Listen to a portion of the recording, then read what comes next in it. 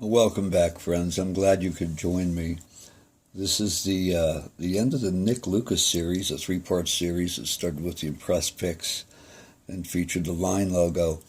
And today we have the dot logo as our highlight, as well as the last version of the Nick Lucas pick that was produced. There's 43 picks on the board, 35 of which are dot logo, having the same basic font style with variations of that logo. The deluxe picks are shown right here. And these are all done in groups here. As you could see, I attempted to find similar qualities among those picks and then pair them up. These were produced from the 1960s to about 1980, when it just about came to an end for Nick Lucas picks. And that is the basic information. For here on in, I'm going to delve into some minutia for those hardcore collectors that want to make some more detailed observations. First of all, on the left here, I have all unpaired picks. That is, I could not find a correlate amongst the group of Nick Lucases I have to pair them with and say, yeah, they're the same shape, same material, same tortoise style or color, same font, etc. To give you an example of how I paired these up, you take a look up here, you have soft, medium, hard, all done in wood grain.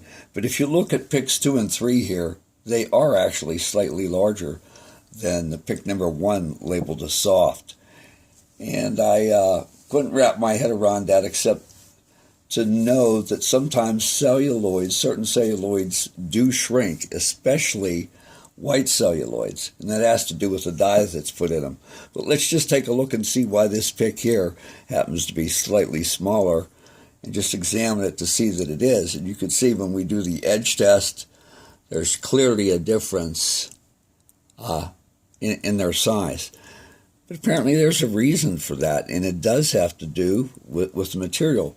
Because when we do our little light test here, as you can see, picks 2 and 3 that were on the right have a reddish quality to them. All 3 are wood grain, and all 3 appear to be the same when placed flat on the board, but the one that is not reddish is the one that in fact sunk. So I would actually move those aside and end up putting this over here with the unmatched picks right here. So this second line you see in here is still standard shape, soft, medium, and hard. The font style pretty much matches, except for this one. It is slightly larger, and as you can see, it really jumps out at you. It's not only a better gold print that is holding, but it is slightly larger. Now, these 3 do pair up nicely. No variations in font style, no variations in the ink intensity, the gold logo, no variations in the shape. Moving down here, same thing is true with these white picks, apparently all having the same type of substance in them, causing them to shrink. They were most likely this size at one time. But as you could compare the fonts here, these fonts are smaller than these fonts here, and so is the pick. And that's most likely due to the fact that it shrunk. And we can see that with these 2 down here, too.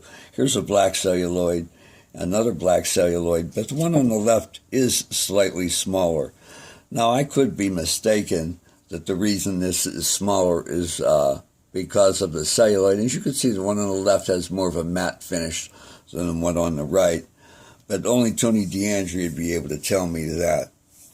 Going over here to the moving to the right here, we do see the deluxe pick being slightly larger than your standard pick.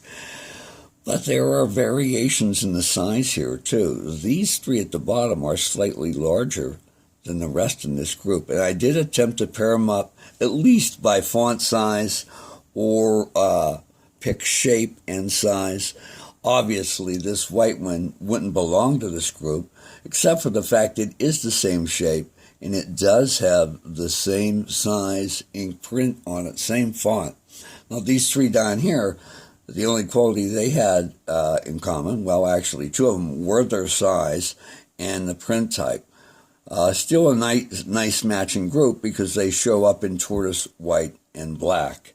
Moving over here to the right, the last Nick Lucas produced in the mid-70s were the blue, clear, and the red. Really, really sharp-looking pics. It changed in the logo, modernized it. They only came in thin and medium. That's why you don't see any heavy here. But let's go back over here to this unmatched pair, unmatched pics here.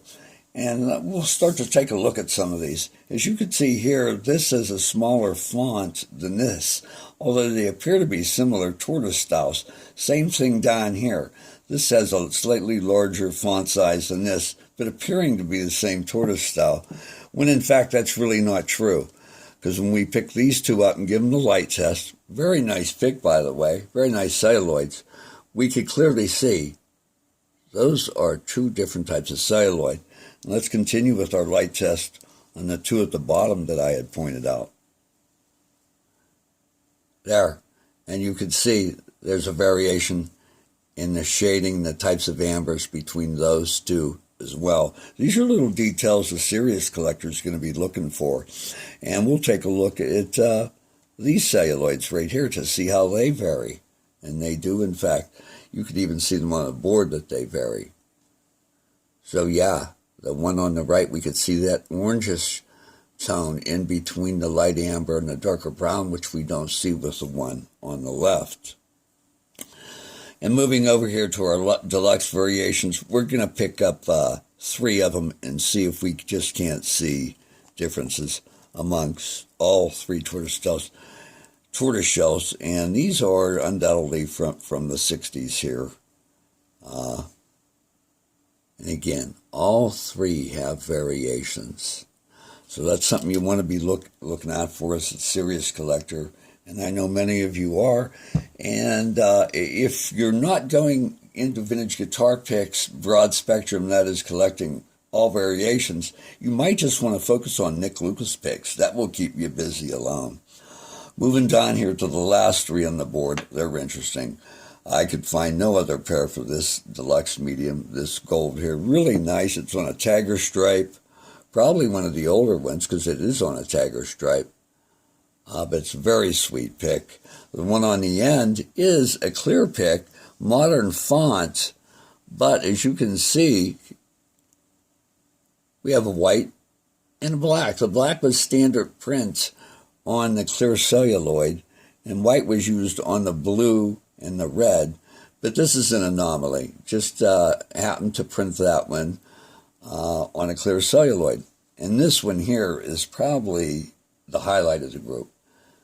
This is the celluloid that Tony DeAndrea talked about that wore off at the edges, that was taken from the Fairchild Camera Company in Long Island, and the pics they produced from that were most common were the Wabash pics. But here we're finding that celluloid on a Nick Lucas pick, and it is from the 60s, that celluloid. So it could have been, in fact, one of the earlier test models for the updated font style of the Nick Lucas pick. A detail I pointed out earlier in the line logo, part 2, as well as we see it with the dot logo here, is the use of soft and hard instead of light, thin, or heavy for the gauge markings on the Lucas picks. And it could be a little suggestive there. I don't think that's really the case, but it's an idea anyway. Hope you enjoyed the little series we've had on the Nick Lucas picks, and please drop in for the other features that we've already posted, and there are many more to come. Thanks. Joe Macy, findpick7@yahoo.com. Feel free to leave a comment. Take care.